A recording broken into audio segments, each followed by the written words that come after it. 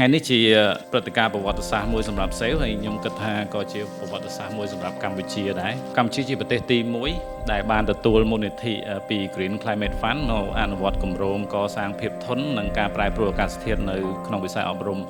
ទឹកជំនន់កម្ដៅភ្លៀងខ្យល់កន្ត្រាក់ស្ទើរតែជាកត្តាដែលរំខានដល់ការសិក្សាជំងឺឆ្លងនានានឹងកើតឡើងដោយសារការប្រែប្រួលអាកាសធាតុអាហារូបត្ថម្ភនៅពេលដែលមានរាំងស្ងួតទឹកជំនន់នេះវាទៅប៉ះពាល់ដល់សុខភាពស្បៀងហើយនឹងការលូតលាស់របស់កុមារសិទ្ធហើយនឹងការការពារការគាំពៀហ្នឹងរបស់កុមារត្រូវបានគម្រាមកំហែងយើងទទួលស្គាល់ថា climate risk ជា child rights risk សេលជនអន្តរជាតិមានបទពិសោធន៍គ្រប់គ្រាន់និងជាស្ថាប័ននាំមុខកម្រិតសកលមួយនៅថ្នាក់តំបន់ហើយនិងថ្នាក់ជាតិដែរផ្នែកសាលារៀនសុវត្ថិភាពហើយនឹងធន់ទៅនឹងការរំខានពីវិបត្តិសង្គមហើយនឹងការប្រែប្រួលអាកាសធាតុនៅ5ឆ្នាំទៅមុខទៀត